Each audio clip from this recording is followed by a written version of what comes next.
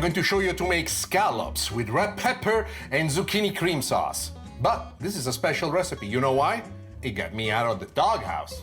Let me show you.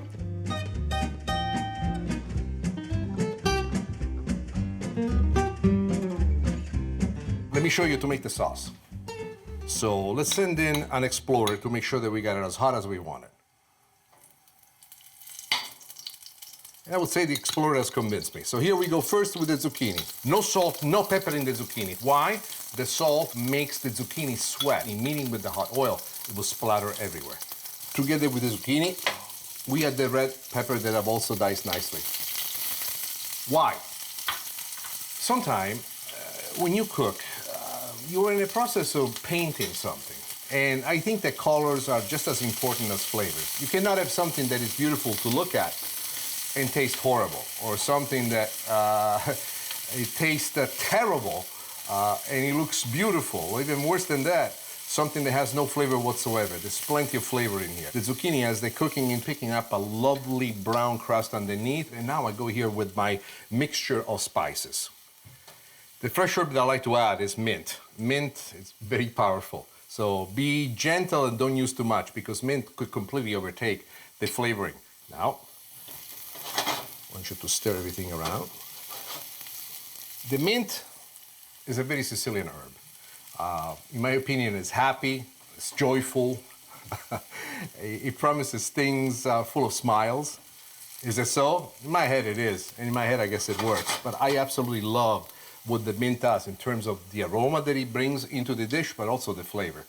Next thing we're going to do, a little bit of chopped onions. It could be white or red, whatever you put your hands on. Red I put in because they remind me of Sicily. It is at this point that I also like to add the garlic. So one of the things that you're gonna notice is that the garlic that I add is chopped. It's chopped because I want a quick sauce that you can do a la minute. And this is something that really fascinates me a great deal. In the making of sauces, there is the traditional way of making a sauce, which requires, a straining, a reducing, nothing wrong with that. And then there are some sauces that you can make in the pan quickly and really impart an enormous amount of flavor. This is one of those sauces. But where is the flavor coming from? And the first thing I'm going to do is go with a pinch of the brown sugar. Why the brown sugar versus the white sugar? Sicilians, we love to have a fight between the salt and the sweet. We do it in our desserts, we do it in our dishes. The reason why I prefer the brown sugar is because of the presence of the molasses. The molasses is like an extra free ingredient. Just to go on the sure side, we got to put the yang. And the yang in this particular case is salt. One little bit of the here and one little bit of there. Sea salt is the best kind of salt to use. Now,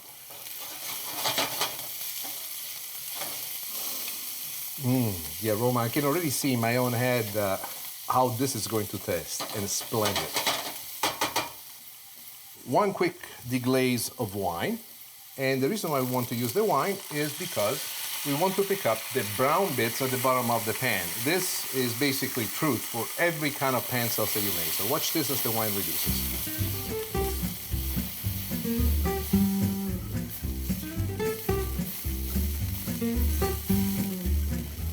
The last two ingredients. Chicken stock and a touch of whipping cream, heavy whipping cream.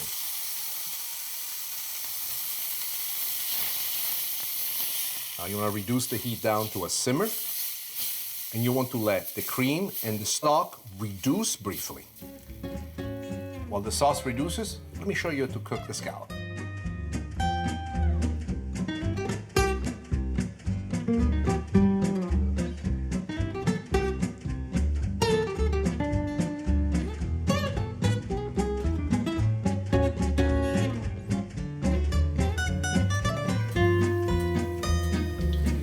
The seasoning that I put on the scallop is very unique. It's not an Italian seasoning. It's something actually that I learned here as I became passionate about American barbecue. It's more of a rub. Equal parts of salt, pepper, brown sugar, paprika, onion powder, garlic powder. One of the great things that I want to do is to create a beautiful brown searing top the sugar helps enormously. As it connects together with the oil underneath, the sugar solidifies and crusts up. But as it does, it connects to itself everything. The juices that are transferring upward from the scallop, which are trying to escape because of the heat, the salt, the pepper, the paprika, the onion powder, the garlic powder, suddenly all these little tiny details that just seem to be names that you saw on a list have a purpose, have a reason. And as they do what they do, they create magic.